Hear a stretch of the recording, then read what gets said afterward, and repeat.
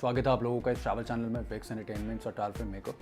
पहले आज के वीडियो में मैं बात करूंगा नाग टिब्बा के ट्रैक के बारे में एंड वो सारी इन्फॉर्मेशन आपको दूंगा जो कहीं ना कहीं आपको हेल्प करेंगी इस ट्रैक को कंप्लीट करने में। ओके, वेल ये आप पे डिपेंड करता है कि आप गाइड लें या ना लें।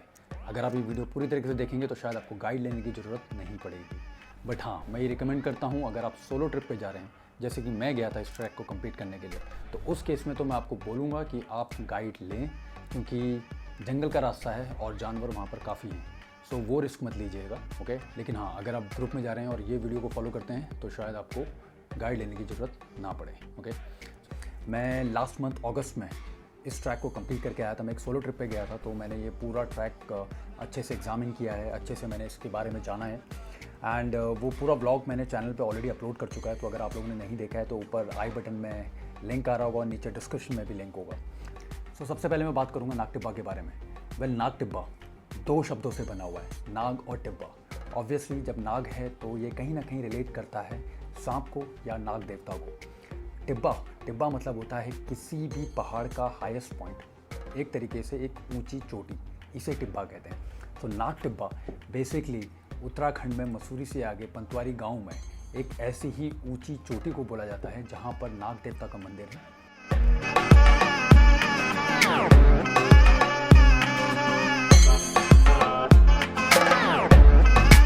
तो सेकंड पॉइंट है हाउ टू रीच, कैसे पहुँचे नाग टिब्बा। ओके, वेल जो उत्तराखंड के लोग हैं उनको पता है नाग टिब्बा कहाँ पर है, बट जो उत्तराखंड में नहीं रहते हैं, जो बाहर के स्टेट्स के हैं, उनको नहीं पता। बट कोई बात नहीं, नाग टिब्बा पहुँचने के लिए जो आपका कॉमन पॉइंट है वो है देहरादून। आप कहीं से भी चले, चाहे दिल्ली से चले, चाहे हल्द्वानी से चले या किसी भी स्टेट से चले, आपको देहरादून पहुँचना है। देहरादून सबने सुना होगा।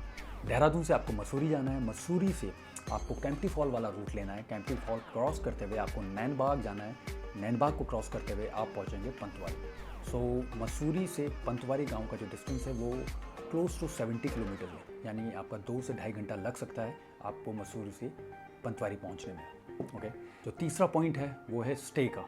सो स्टे कहाँ लें?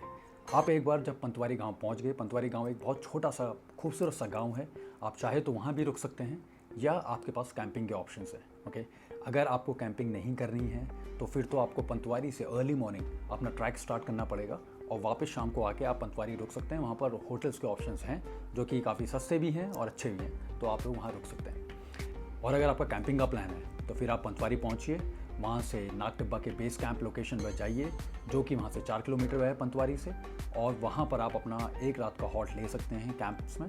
नेक्स्ट डे अपना ट्रैक कंप्लीट करके आप वापस मसूरी, देहरादून या जहाँ से भी आए हैं आप वापस जा सकते हैं। सो नेक्स्ट पॉइंट है ट्रैक की डिस्टेंस। ट्रैक बेसिकली पंतवारी गांव से या सिरकोट गांव से होते हुए जाता है। आपके पास दोनों ही ऑप्शंस हैं, या तो आप सिरकोट से जाइए या पंतवारी से जाइए। ओके, मेरे ख्याल से आपको पंतवारी वाला रूट लेना चाहिए। रीज़न, क्योंकि पंतवारी से जो पूरी वैली का व्यू है वो क्लियरली विजिबल है। अगर आप सिरकोट से जाते हैं तो सिरकोट से जाने पे आप बेसिकली जंगल ही जंगल होते हुए सीधा नाग टिब्बा पे पहुंच जाएंगे और जो आपको उस वैली का जो व्यू है वो नहीं दिखेगा। सो मैं ये रिकमेंड करूँगा कि आप लोग पंतवारी गांव से जाइए। ओके, पंतवारी गांव से बेसिकली 2 तरीके हैं नाग टिब्बा ट्रैक को कंप्लीट करने के। एक तो या तो आप पंतवारी गांव से ही अपना ट्रैक स्टार्ट कर दें, ओके, या फिर आप अपनी बाइक या गाड़ी लेके 8 किलोमीटर कवर करें और एक ऐसे पॉइंट के पहुँचे जहाँ से फिर आगे मोटरेबल रोड नहीं है, राइट, और वहाँ से आप अपना rest of the track complete करेंगे। तो बेसिकली उस पॉइंट पे जहाँ पर मोटरेबल रोड ख़त्म हो जाती है, वहाँ से लेके पंतवारी गांव 2 किलोमीटर का ट्रैक है, और अगर आपको ट्रैक नहीं करना है तो फिर आप बाइक या अपनी गाड़ी लेके उस जगह तक पहुँचे 8 किलोमीटर कवर करते हुए। तो पांचवा पॉइंट है ट्रैक कितना डिफ़िकल्ट है। ओके, वेल मैं तो ट्रैकिंग करता रहता हूँ, राइट, सो मैं तो इसे एक easy to moderate trekking category में डालूंगा, बट स्टिल मैं आपको एक ओवरव्यू दे देता हूँ। बस जहाँ से आप अपना ट्रैक स्टार्ट करते हैं वहाँ से ट्रैक कम्प्लीटली स्टीप पकड़ेगा अगले 4 या 5 किलोमीटर के लिए, जहाँ पर आप बेस लोकेशन पे पहुँचते हैं। बेस लोकेशन में बेसिकली वहाँ पर कैंपिंग होती है। अगर आप कैंप कर रहे हैं सो आप वहाँ पर एक नाइट हॉल्ट लीजिए ताकि आपको आगे जाके एग्जॉशन ना हो।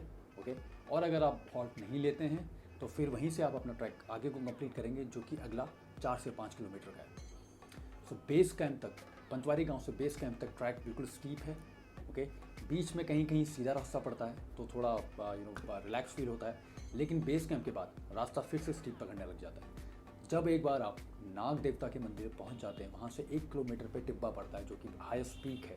सो नाग देवता के मंदिर से जो टिब्बा है, जो पीक है, वो 1 किलोमीटर पे है और वो काफ़ी स्टीप है।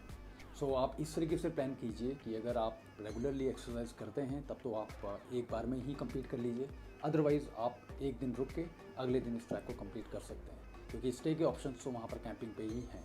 वेल जब मैं लास्ट मंथ इस ट्रैक को करने गया था तो उस टाइम पे बारिश हो रही थी, तो इसलिए मैंने कैंपिंग करना सही नहीं समझा। ओके, लेकिन अब क्योंकि बारिश ख़त्म हो गई है तो मैं रिकमेंड करूँगा कि आप लोग कैंपिंग कीजिए। रीज़न उसका एक ये है कि अगर आप पहले दिन बेस कैंप पहुंच जाते हैं और वहाँ कैंपिंग करते हैं, अपना एंजॉय करते हैं उस जगह को, उस लोकेशंस को, क्योंकि वहाँ पर से व्यू काफ़ी शानदार है।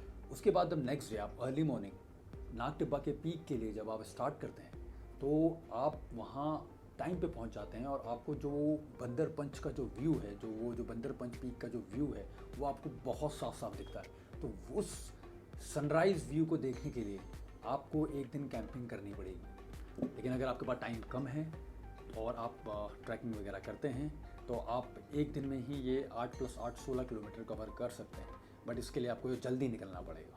सो I hope Nag Tibba track से रिलेटेड इन्फॉर्मेशन आपको कहीं ना कहीं हेल्प करेंगी आपके इस ट्रैक को कंप्लीट करने के लिए। ओके, वीडियो से रिलेटेड इन्फॉर्मेशन आपको पसंद आई हो, प्लीज़ एक लाइक तो बनता है।